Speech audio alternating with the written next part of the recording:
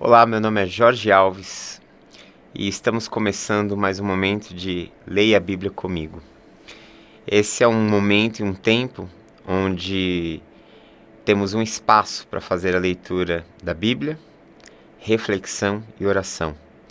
Esse é o nosso momento devocional cuja finalidade é lermos a palavra de Deus e aprendermos dela. Quero te convidar comigo a ler hoje o último capítulo da carta de Paulo aos Filipenses, que é o capítulo de número 4. Eu estou usando uma versão NVI da Bíblia. Você pode estar acompanhando, se você não tiver, com a sua Bíblia mesmo que você tenha, seja uma Bíblia física, seja uma Bíblia no seu smartphone, no seu tablet, no seu notebook, computador. Vamos à leitura e à reflexão na Palavra de Deus. Carta de Paulo aos Filipenses, capítulo 4. Vamos ler a partir do verso 1, onde diz assim: Portanto, meus irmãos, a quem amo e de quem tenho saudade, vocês que são a minha alegria e a minha coroa, permaneçam assim, firmes no Senhor, ó amados. E o que eu rogo a Evódia e também a Sintique é que vivam em harmonia no Senhor. Sim, e peço a você, leal companheiro de julgo, que as ajude, pois lutaram ao meu lado na causa do Evangelho, com Clemente e meus demais cooperadores, e os seus nomes estão no livro da vida. Verso 4: Alegrem-se sempre no Senhor. Novamente direi, alegrem-se. Seja a amabilidade de vocês conhecida por todos. Perto está o Senhor. Verso 6: Não andem ansiosos por coisa alguma, mas em tudo, pela oração e súplica, e com ações de graças, apresentem seus pedidos a Deus. E a paz de Deus, que excede todo entendimento, guardará o coração e a mente de vocês em Cristo Jesus. Finalmente, irmãos, tudo que for verdadeiro, tudo que for nobre, tudo que for correto, tudo que for puro, tudo que for amável, tudo que for de boa fama, se houver algo de excelente ou digno de louvor, pense nessas coisas. Põe em prática tudo o que vocês aprenderam, receberam, ouviram e viram em mim, e o Deus da paz estará com vocês. Verso 10: Alegro-me grandemente no Senhor, porque finalmente vocês renovaram o seu interesse por mim. De fato, vocês já se interessavam, mas não tinham oportunidade para demonstrá-lo. Não estou dizendo isso porque eu esteja necessitado, pois aprendi a adaptar-me a toda e qualquer circunstância. Sei o que é passar necessidade, sei o que é ter fartura. Aprendi o segredo de viver contente em toda e qualquer situação. Seja bem alimentado, seja com fome, tendo muito ou passando necessidade, tudo posso naquele que me fortalece. Verso 14. Apesar disso, vocês fizeram bem em participar das minhas tribulações. Como vocês sabem, Filipenses, nos seus primeiros dias no Evangelho, quando parti da Macedônia, nenhuma igreja partilhou comigo, no que se refere a dar e receber, exceto vocês. Pois estando eu em Tessalônica, vocês me mandaram ajuda, não apenas uma vez, mas duas quando tive necessidade. Não que eu esteja procurando ofertas, mas o que pode ser creditado na conta de vocês. Recebi tudo o que tenho, e é mais do que suficiente. Eu estou amplamente suprido agora que recebi de Epafrodito os donativos que vocês enviaram. São uma oferta de aroma suave, um sacrifício aceitável e agradável a Deus. Verso 19. O meu Deus suprirá todas as necessidades de vocês, de acordo com suas gloriosas riquezas em Cristo Jesus. A nosso Deus e Pai, seja a glória para todos sempre. Amém. Verso 21 diz assim: Saúdem a todos os santos em Cristo Jesus. Os irmãos que estão comigo enviam saudações. Todos os santos enviam saudações, especialmente os que estão no palácio de César. A graça do Senhor Jesus Cristo seja com o espírito de vocês. Amém. Aqui é o último capítulo da carta, onde nós vamos perceber que Paulo ele vai fazer algumas recomendações, vai dar uma palavra de encorajamento, vai agradecer e abençoar os crentes da cidade de Filipos, e aí a carta se encerra com uma palavra final, com uma bênção final, né? E também com saudações finais. Então, ele faz a primeira recomendação no verso 1 dizendo: portanto, meus irmãos, a quem amo, de quem tenho saudades, vocês que são a minha alegria e a minha coroa, permaneçam firmes no Senhor, ó amados. Então a primeira recomendação é para que a igreja pudesse permanecer firmes no Senhor. Para se permanecer firme no Senhor é necessário que busque ao Senhor. É necessário que ouça-se a voz de Deus. É necessário que se faça-se do Senhor o centro das suas vidas. E aí ele fala de duas irmãs, e há uma discussão muito grande sobre essas duas irmãs, sobre Evódia e Sintique, que elas poderiam estar vivendo uma situação de desarmonia nos seus relacionamentos, na sua convivência comunitária. E talvez, não sabemos ao certo, Paulo ele recomenda a elas que vençam as suas diferenças pessoais, construindo um relacionamento harmonioso. Por isso ele diz: o que eu rogo a Evódia e também a Sintique é que vivam em harmonia no Senhor. E aí ele vai mudando aqui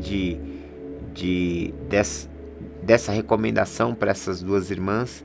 Ele diz para aquele que está dirigindo a igreja de Filipos naqueles dias, ele fala: sim, e peço a você, leal companheiro de jugo, que as ajude, pois lutaram ao meu lado na causa do evangelho com Clemente e meus demais cooperadores. Os seus nomes estão no livro da vida. E aí você percebe que, embora Paulo ele tivesse orientando o líder sobre essa situação dessas duas irmãs, que pode ser que estivessem vivendo um momento de desarmonia, ele também aponta as qualidades delas e de que elas são cooperadoras na transmissão do evangelho e no trabalho de Paulo. E Paulo diz: os seus nomes estão no livro da vida.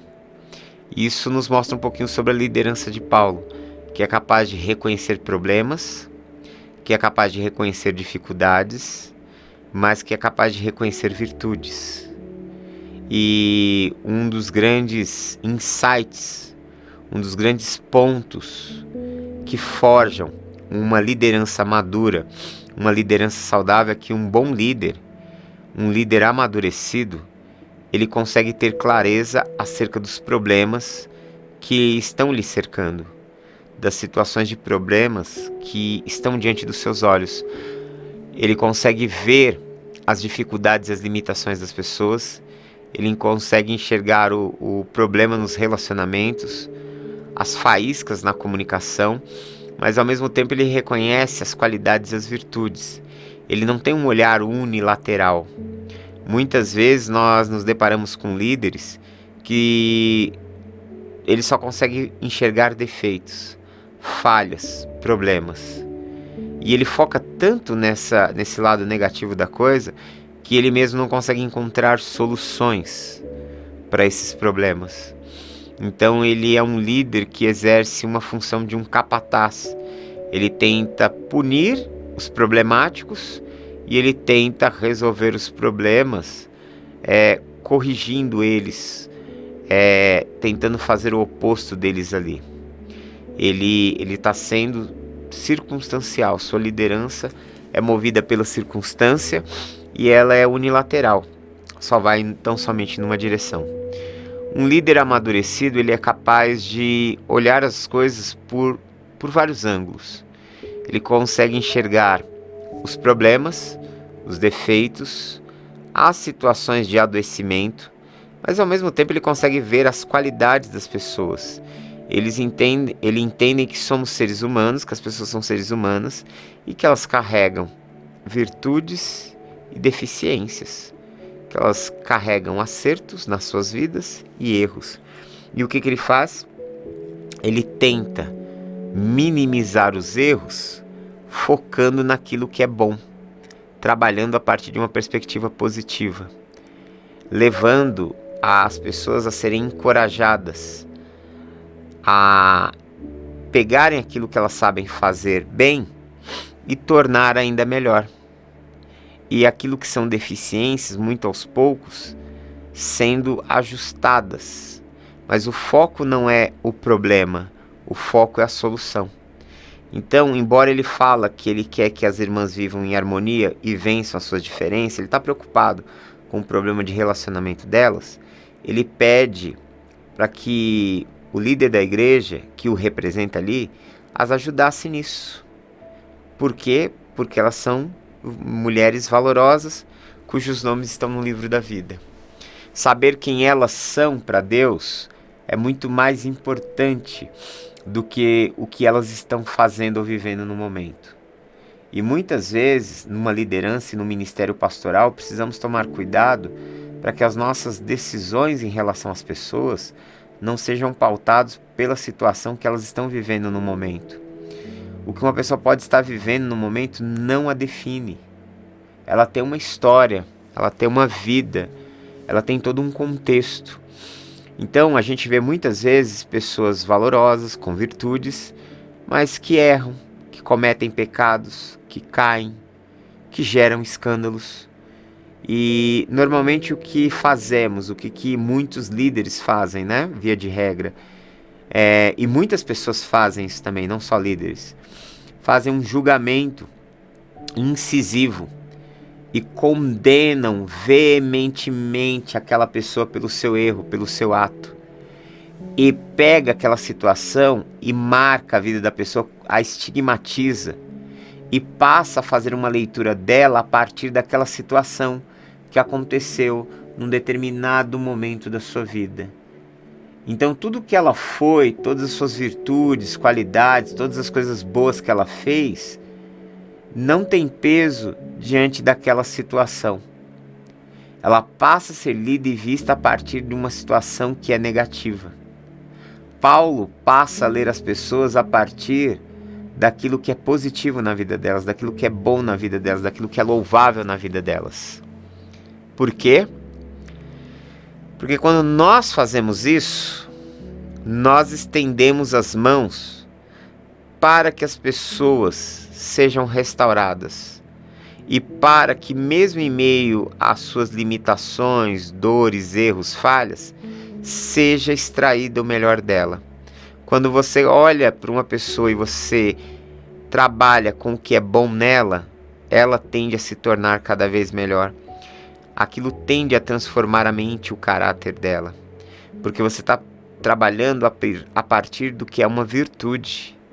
Quando você trabalha a partir do que é uma falha, você condiciona a mente do outro a sentir culpado, a sentir envergonhado, a sentir incapaz, e isso vai fazendo com que ele decaia, vai fazendo com que ele vá descendo um abismo sorrateiramente, vai fazendo com que a culpa, a dor, o sentimento de incapacidade o esmague, o quebre, muitas vezes tirando da presença de Deus. Paulo é um líder que nos ensina a olhar para alguém a partir do seu valor. Pode não ser como elas estivessem vivendo naquele momento. Talvez poderia estar uma brigando com a outra, uma falando mal da outra, uma fofocando sobre a vida da outra. Poderia estar uma bagunça, poderia estar um caos. Mas ele lembra para o líder que elas são pessoas com um nome escrito no livro da vida, que elas foram cooperadoras do Evangelho. Ou seja, a maior parte da vida elas foram assim, elas são assim. O que elas estão vivendo não define quem elas são. Elas estão naquela condição, mas elas não são isso. Olhe a partir dessa realidade, de quem elas são, não de como estão. A partir daí, ele traz mais uma vez uma recomendação que nós já vimos nos outros capítulos, onde ele diz no verso 4: alegrem-se sempre no Senhor. Novamente direi, alegrem-se. Façam da alegria o centro da vida. Mas não é qualquer alegria, alegria em Deus. A alegria em Deus é a alegria que gera contentamento. É a alegria que nos leva a entender que Deus está cuidando da nossa vida, que Deus está cuidando da nossa história, que nós estamos seguros em seus braços de amor, que a sua bondade, que a sua misericórdia nos seguirão todos os dias das nossas vidas. E a partir de então ele fala: seja a amabilidade de vocês conhecida por todos, perto está o Senhor. Então ele está dizendo, entendam que Deus está sempre perto. E por isso que vocês possam manifestar ao mundo um comportamento de amor, de amabilidade, de acolhimento em relação à vida de todas as pessoas. E aí vem a próxima recomendação: não ande ansiosos por coisa alguma, mas em tudo, pela oração e súplicas, com ações de graças, apresentem os seus pedidos a Deus. E a paz de Deus, que excede todo entendimento, guardará o seu coração e a sua mente em Cristo Jesus. O que ele está dizendo? Não deixe que as preocupações da vida, não deixe que os seus medos, não deixe que os seus temores, não deixe que os seus pensamentos intrusivos, né? Logicamente que essa ideia não está na cabeça de Paulo escrevendo hoje, mas está na minha, pensando como ele poderia ter dito isso hoje, já que hoje a gente vive em um contexto muito mais amplo de preocupações, de ansiedades, de corações palpitantes, de pessoas que perdem noites e noites de sono por conta dos seus problemas. Então ele fala, não fiquem ansiosos, mas apresentem pela oração e pela súplica, com ações de graças, os seus pedidos.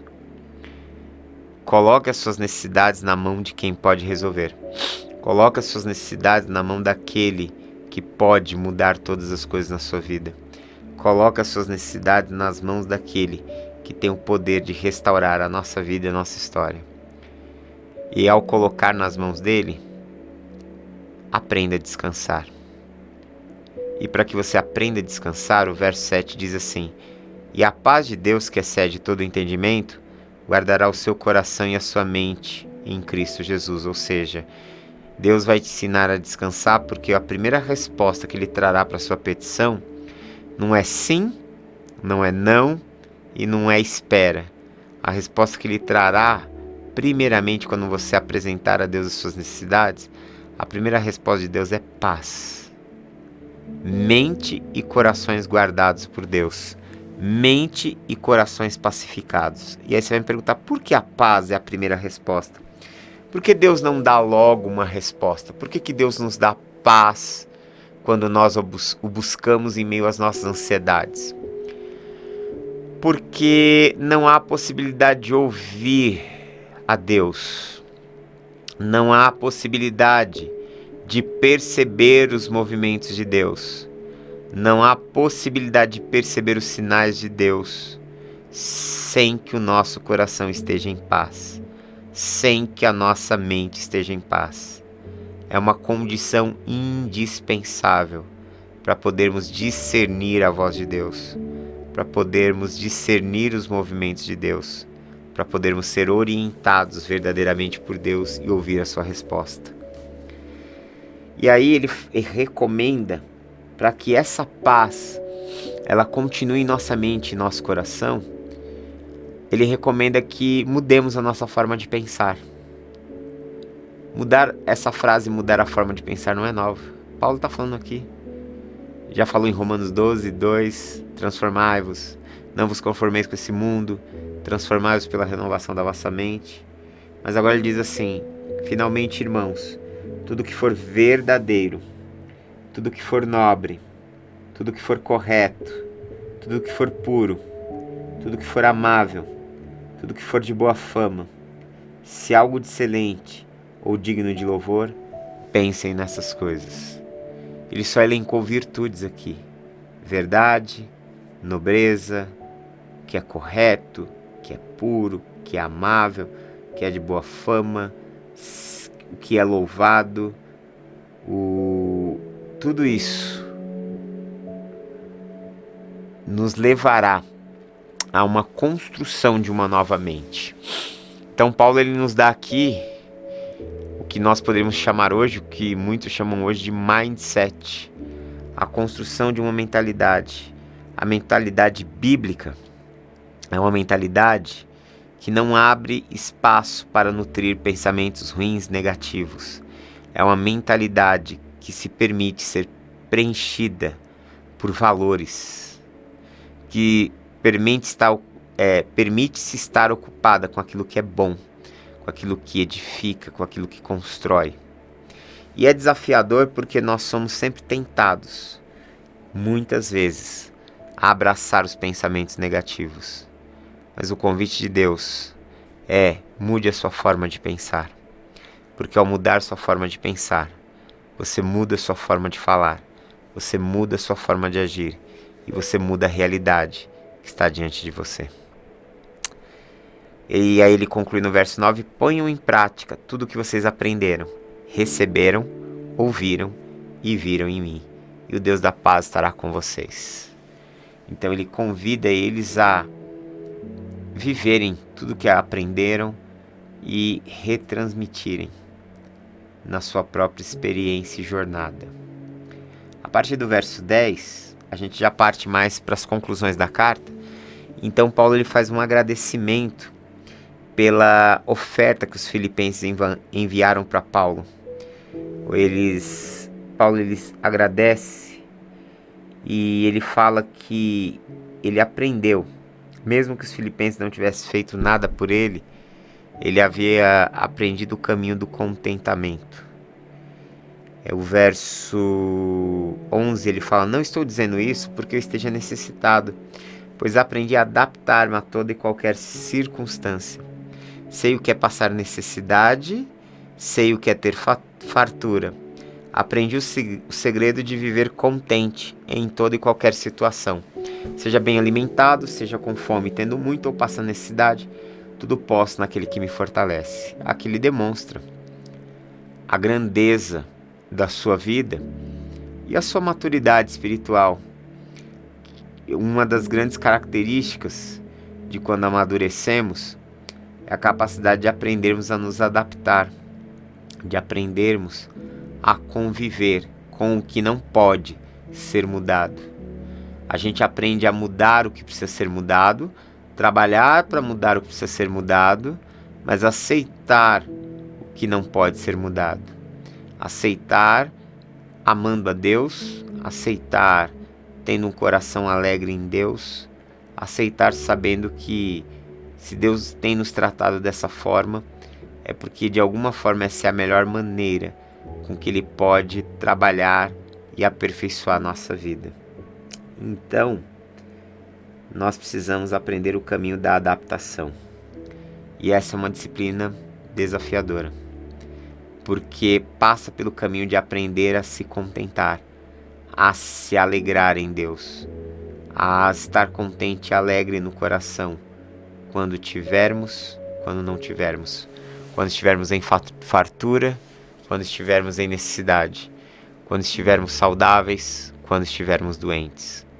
Permitir que em todo momento a alegria ela se torne o ponto-chave na nossa vida, para que a partir de então a gente possa aprender a encarar cada situação e cada momento da vida sem temor, na dependência e na confiança total em Deus. Por isso ele fala: eu tudo posso naquele que me fortalece. Depois do verso 14 em diante, ele agradece a cooperação dos crentes da cidade de Filipos em relação a ele, e ele depois entrega a eles uma palavra de bênção no verso 19, dizendo assim: e o meu Deus suprirá todas as necessidades de vocês de acordo com as suas gloriosas riquezas em Cristo Jesus. Aquilo que no judaísmo é chamado de brahá. Brahá é abençoar, é dizer uma palavra de bênção, é dizer uma boa palavra, uma palavra que edifique, uma palavra que promova cura, uma palavra que abençoe a vida da outra pessoa. Então, ele fala: já que vocês supriram as minhas necessidades, já que vocês lançaram a semente, já que vocês abençoaram a minha vida, Deus suprirá todas, preste bem atenção, todas as necessidades de vocês, de acordo com a sua gloriosa riqueza por Cristo Jesus. Então Deus, Ele não ficará por devedor aquele que estende a mão para socorrer o necessitado. O próprio Deus haverá de suprir todas as nossas ações, todos os nossos movimentos para socorrer a necessidade dos outros. para dar acolhimento e vida ao outro. Deus, ele irá cuidar da nossa vida de acordo com a sua grande misericórdia. A partir de então, você tem no verso 20 uma doxologia final, uma palavra de encerramento. A nosso Deus e Pai seja glória para todos sempre. Amém. E alguns acreditam que as saudações foi um acréscimo posterior mais tarde na história da igreja, mas é muito provável que pelo estilo de escrita seja do próprio apóstolo Paulo aqui, do próprio amanuense, do próprio escritor aqui, que era o Timóteo. Então ele provavelmente seguiu à risca essa fala, dada aqui, ok? E aí o verso 21, 22, 23 são saudações e encerramentos finais. Então assim terminamos a carta de Paulo aos Filipenses.